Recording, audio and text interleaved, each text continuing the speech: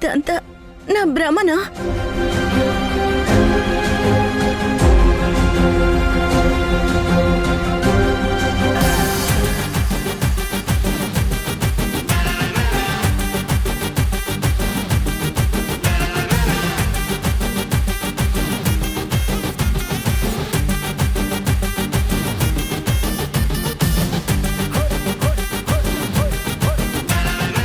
మీరు అంతా కలిసి నాటకాలు ఆడుతున్నారు కదా? రే యష్, ఏంట్రా ఈ నాటకాలు? లేరా? నీ వేషాలన్నీ నేను చూశాను, నటించింది చాలు, లేరా? యష్ లేరా? యష్ ఇంక చాలు, లే.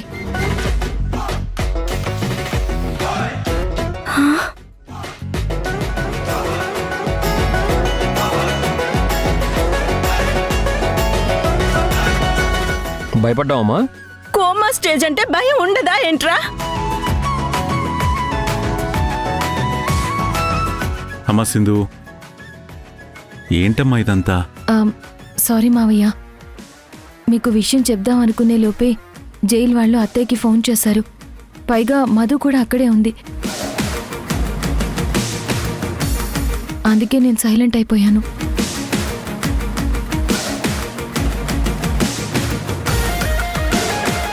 అసలు ఏమైందంటే, జైల్లో యష్ మీద అటాక్ ప్లాన్ చేసింది ఎవరు అనేది మూర్తిగారి ద్వారా ఎంక్వైరీ చేస్తే తెలిసింది.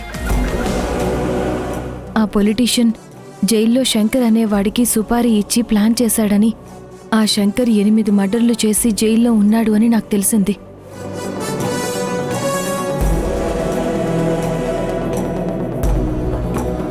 అప్పుడు నేను మూర్తిగారితో మాట్లాడి ఒక ప్లాన్ చేశాను.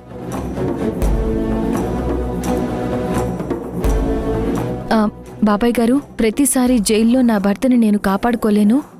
ఈ కోర్టు రిమాండ్ అయిపోయే వరకు నా భర్తని నేను జాగ్రత్తగా చూసుకోవాలి. అందుకు నా దగ్గర ఒక ప్లాన్ ఉంది, దానికి మీ హెల్ప్ కావాలి అన్నాను. మూర్తిగారు తప్పకుండా చేస్తాను, చెప్పండి అన్నారు. అప్పుడు నేనేం ప్లాన్ చేశానంటే,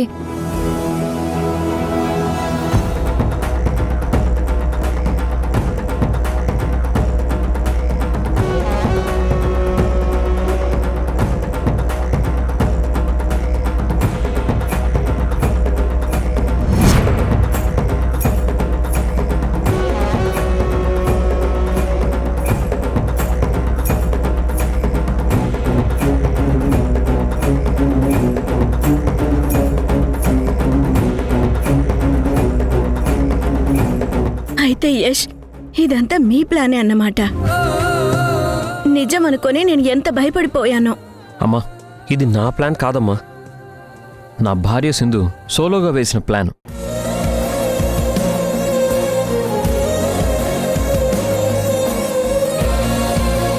ఏదైతేనే నువ్వు క్షేమంగా ఉన్నావు, మాకదే చాలరా. నువ్వు చేసిన ప్లాన్కి ఆ మధు, మారుతిరావు, ఆ పొలిటీషియన్ టెన్షన్తో చస్తారు చూస్తుండు.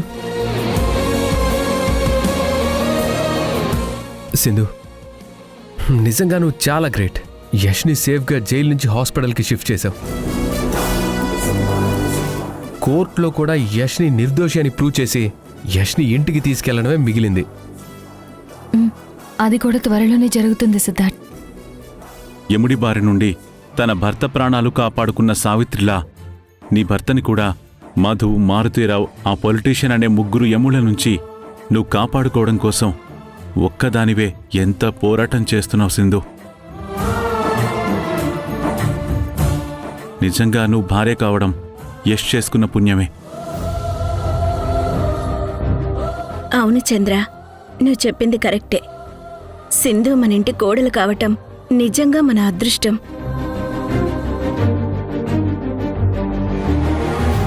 నా కొడుకు క్షేమంగా ఉండటం కోసం పెద్ద యుద్ధమే చేస్తుంది. సరే, నేను దేవుడికి దండం పెట్టుకొని వస్తాను. అలాగే.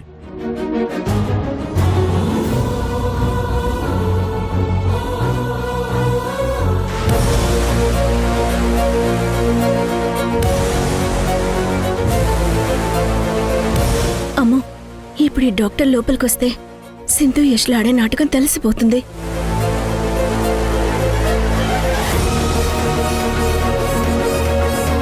రే యష్, పడుకోరా.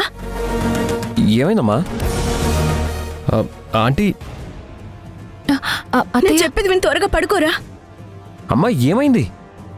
అత్తయ్య ఎందుకంత కంగారు పడుతున్నారు? ముందు నువ్వు పడుకోరా. అమ్మా డాక్టర్ వస్తున్నాడమ్మా. ముందు నేను చెప్పింది చెయ్యి. అయ్యో, ఆక్సిజన్ మాస్క్ పెట్టుకో. ఆక్సిజన్ మాస్క్ పెట్టుకొని కళ్ళు మూసుకో. త్వరగా పడుకోరా. డాక్టర్ వస్తున్నారా, త్వరగా పడుకోరా.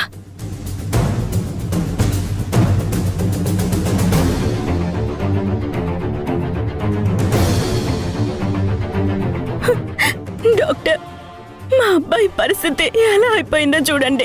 ఎలాగైనా సరే మా వాడిని మీరే కాపాడాలి. డాక్టర్, మా అబ్బాయి కండిషన్ ఏంటి?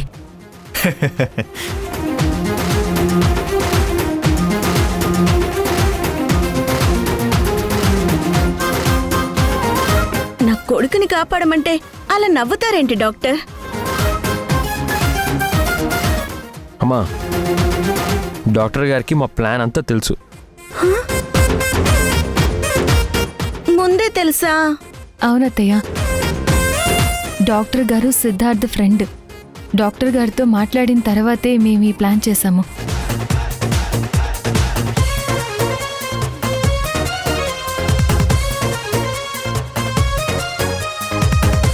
మీ ప్లాన్లో డాక్టర్ గారు కూడా ఉన్నారని నాకు ముందే చెప్పాలి కదా సింధు. మీరాడే నాటకం ఎక్కడ డాక్టర్కి తెలిసిపోతుందో అని నేనెంత కంగారు పడ్డానో తెలుసా? అంతా హడావిడిగా జరిగిపోయిందమ్మా. ఆ మధు మారుతీరావు పొలిటీషియన్ భయపడాలి అంటే ఇలా ఏదో ఒకటి చేయక తప్పదత్తయ్యా. దాము, నువ్వు దేనికి కంగారు పడకు. అన్నీ సింధు చూసుకుంటుంది కదా. ఇది సీరియస్ కేస్ అని, యష్ కోమాలో ఉన్నాడని జైలర్కి చెప్పాను. సో కొన్ని రోజుల వరకు యష్ ఈ హాస్పిటల్లో ఉండడానికి ఏ ప్రాబ్లం ఉండదు.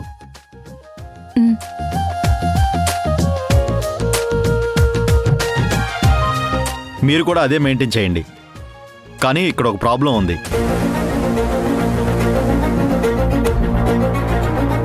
ప్రాబ్లం ఏంట్రా అది? మా చీఫ్ డాక్టర్ వస్తారు. ఆయన లోపలికొస్తే మాత్రం ఎలా మేనేజ్ చేయాలో అర్థం కావట్లేదు. ఇక్కడున్న స్టాఫ్ని నేను హ్యాండిల్ చేయగలను, కానీ మా చీఫ్ని హ్యాండిల్ చేయడం చాలా కష్టం.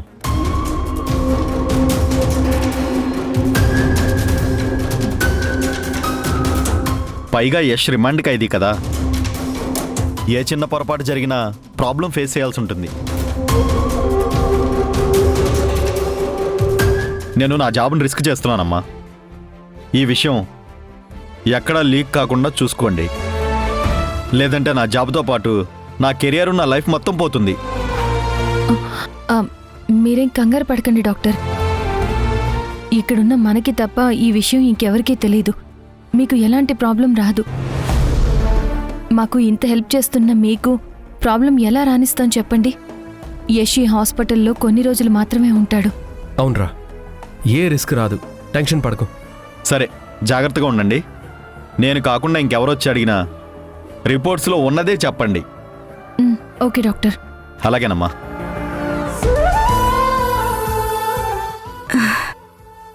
భగవంతుడా, నా కొడుక్కి ఏమీ కాకుండా చూసుకున్నావు.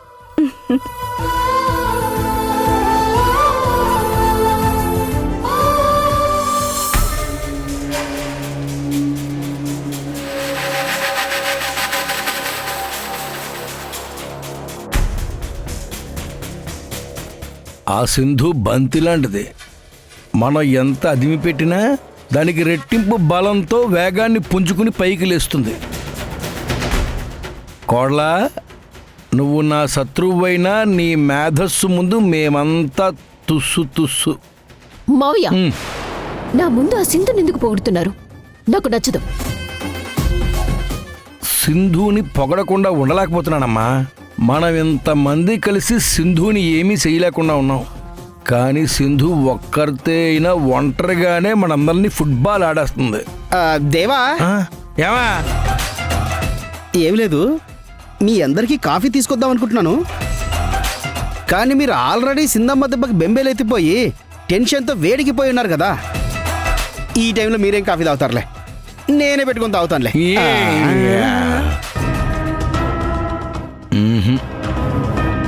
ఎక్కడో ఏదో తేడా జరుగుతుంది.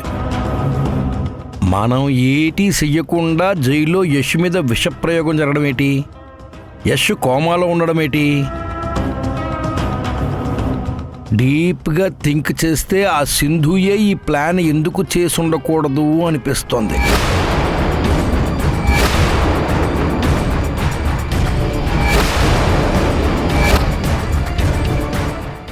ఏంటి మావయ్య నువ్వనేది?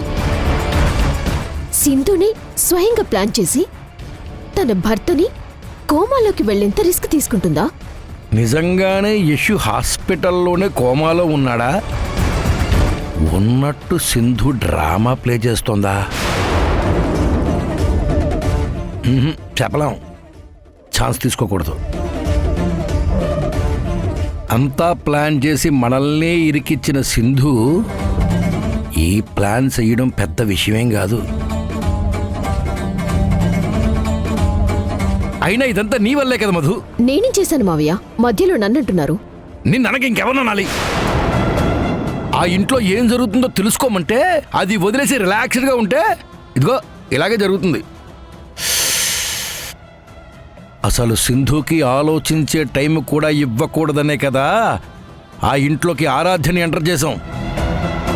ఆరాధ్యని అడ్డు పెట్టుకుని వాళ్ళ జుట్టు నీ చేతిలో పెట్టుకోమనే కదా అంతా ప్లాన్ చేశాం. ఇప్పుడేమైంది? మన పేకలు సింధు చేతిలో ఇరుక్కుపోయాయి. అయినా నిన్నని వేస్ట్లే. అక్కడ హాస్పిటల్లో ఏం జరుగుతోందో తెలుసుకోవాలి. తెలుసుకోవాలి అంటే హాస్పిటల్లో మన మనిషి ఎవరైనా ఒకళ్ళు ఉండాలి. ఇదిగో పాలిటీషనా, అక్కడ నీకు ఎవరైనా తెలుసా? ఆ హాస్పిటల్లో నాకెవరూ తెలీదు. అసలు మనలోనే ఒకళ్ళు అక్కడుంటే. మనమా? హాస్పిటల్లోనా? నీకు అసలు మైండ్ కానీ బుద్ధి కానీ ఉందా? మనం ఉంటే ఆ సింధుకి తెలిసిపోదా? అది కరెక్టే. పోనీ మనం డైరెక్ట్ గా ఇన్వాల్వ్ కాకుండా మన మనిషి ఒకడు హాస్పిటల్లో ఉండేలా చూడాలి. ఇది ఐడియా అంటే 24/7 అక్కడ ఏం జరుగుతుందో మనకు అప్డేట్ కావాలి. నేను అనుకున్నట్టు ఇది సింధు ప్లాన్ అయితే మాత్రం ఈ ఇష్యూని అడ్డం పెట్టుకుని కోర్టు ఆర్డర్ని, జైలు నిబంధనల్ని యశ్ తుంగలో తొక్కి తప్పించుకోవాలని చూస్తున్నాడు అని ప్రూవ్ చేస్తే వాణ్ణి శాశ్వతంగా జైల్లోనే ఉండిపోయేలా చెయ్యొచ్చు. ఐడియా బాగానే ఉంది కానీ మారుతీరావు, ఇప్పటికిప్పుడు మన కోసం రోగంతో హాస్పిటల్లో జాయిన్ అవ్వడానికి ఎవరొస్తారు? వాడున్నాడు. అరే దాసా, చెప్పండి బాసు. ఇప్పుడు నువ్వు వెళ్ళి నేను చెప్పిన హాస్పిటల్లో పేషెంట్గా జాయిన్ అవ్వాలరా. నాకేం కాలేదు కదా బాసు, నేను బాగానే ఉన్నాను కదా. అవును కదా, నువ్వు బాగానే ఉన్నావు కదా, నీకేం కాలేదు కదా. నిన్నలా అయితే ఎవరు హాస్పిటల్లో జాయిన్ చేసుకోరు బాసు.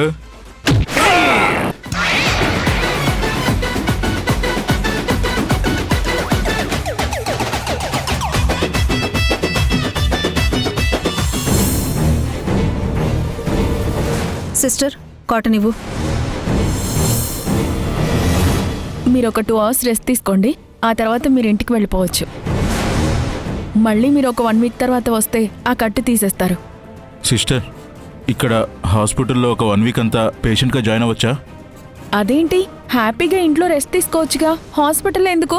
అంటే నాకంటూ నన్ను చూసుకోవడానికి నాన్నవాళ్ళు ఎవరు లేరండి, అందుకే ఇక్కడ ఉంటా అంటున్నాను. ఓ, ఇక్కడైతే డాక్టర్ గారు చూస్తూ ఉంటారు కదా. Please sister. సరేనండి, మీరు రెస్ట్ తీసుకోండి. నేను డాక్టర్ గారికి ఇన్ఫార్మ్ చేస్తాను. థ్యాంక్ యూ అండి. అలాగే.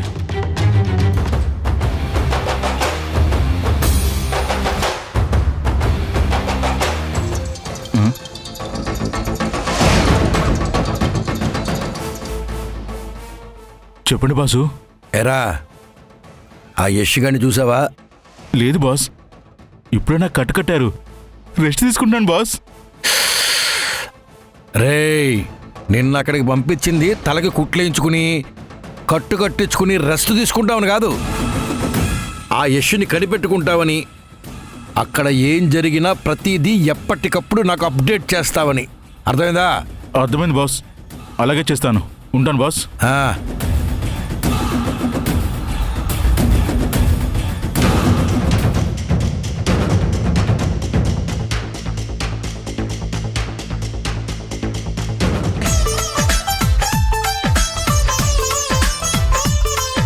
చాలా రోజుల తర్వాత మన ఇద్దరం ఇంత దగ్గరగా ఉన్నాం.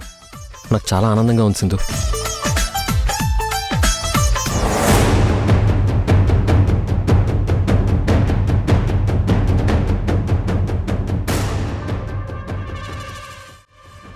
రేయ్, వెళ్ళి టీ తాగుదాం పదా.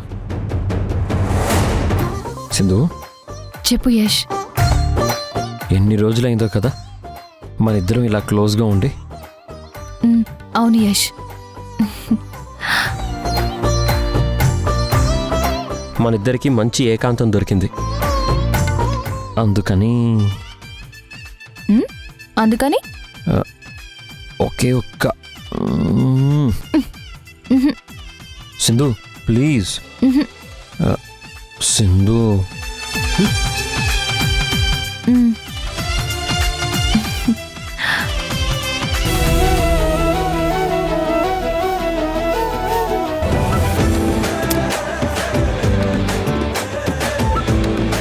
సరిపోదు సింధు, ఇంకొకటి కావాలి. సింధు, ఇంకొకటి. సరే, నేను పెడతాను. చిలిపి కళ నీలా ఎదురైందా, ఏదో వలపు వల నన్నే లాగిందా. అత్తయ్య రండి. మావయ్య రండి.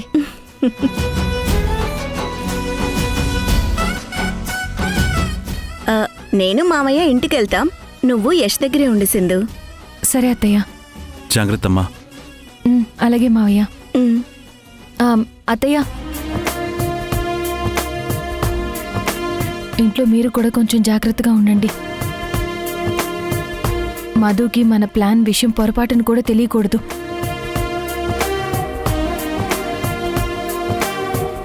హాస్పిటల్లో యష్కి సీరియస్గా ఉన్నట్టు, కోమాలో ఉన్నట్టు నటించండి మీరు కూడా. అలాగే సింధు. మీరు జాగ్రత్త. సరే అత్తయ్య.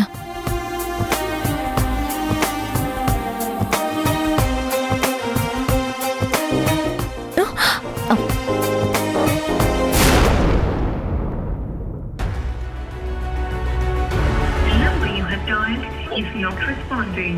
Please try again later. Teja, ఎవరికి కాల్ చేస్తున్నావు? నీకే మధు. మీ మావి దగ్గరగానే వెళ్ళావు, ఇప్పుడొచ్చావు, ఫోన్ కూడా లిఫ్ట్ చేయట్లేదు. అసలేం చేస్తున్నావు నువ్వు? ఫోన్ సైలెంట్లో ఉంది తేజ, చూసుకోలేదు. అయినా జరిగేవేవి నువ్వు పట్టించుకోవడం లేదు కదా, అన్ని నేనే చూసుకోవాలి కదా. అసలేమైంది మధు? మీ తమ్ముణ్ణి హాస్పిటల్లో అడ్మిట్ చేశారు.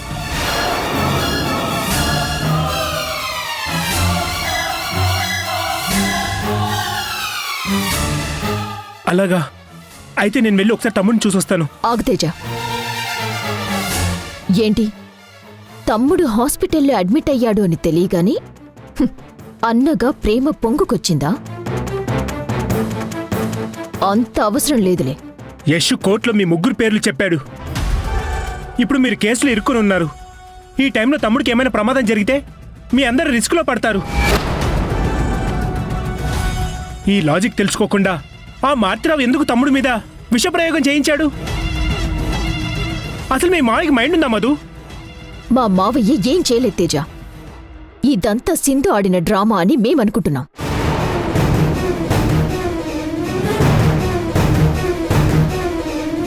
సింధు డ్రామా ఆడుతుందా? అవును, తన భర్తని కేసు నుంచి కాపాడుకోవటానికి ఇలా ప్లాన్ చేసుంటుందని మా డౌట్. పైగా ఇప్పుడున్న సిచ్యువేషన్లో డబ్బు కూడా బయటికి తీసే ఛాన్సే కనపడటం లేదు. మీ మావయ్యకి బుద్ధి అనేది ఉందా అసలు? కామ్గా వచ్చిన డబ్బులు పంచుకొని ఎవరి దాన్ని వాళ్ళు వెళ్ళిపోయి ఉంటే ఈ ప్రాబ్లమ్స్ అన్ని వచ్చి ఉండేవి కాదు కదా. ఎందుకు పగా ప్రతీకారం అంటూ పనికి మాలిన ప్లాన్లు వేస్తూ అందరిని ఇబ్బంది పెడుతున్నాడు? దీనివల్ల ఎవరికైనా ఉపయోగం ఉందా? ఎవరైనా మనశ్శాంతిగా ఉంటున్నారా? చేసిన ప్రతి ప్లాన్ ఫెయిల్ అవడం, మనకి టెన్షన్ పెరగడం. మధు, మీ మాయను వదిలేసి మన గురించి ఆలోచించచ్చు కదా.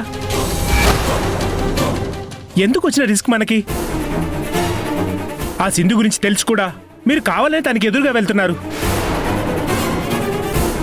నిజంగా తమ్ముడిని కాపాడడం కోసం జైలు నుంచి యష్ని హాస్పిటల్ తీసుకొచ్చే ప్లానే సింధుయే చేసుంటే ఖచ్చితంగా మిమ్మల్ని జైలు పంపించే ప్లాన్ కూడా తను రెడీ చేసే ఉంటుంది.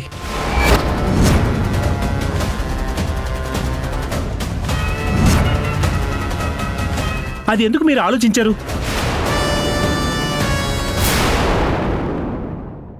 నాన్న,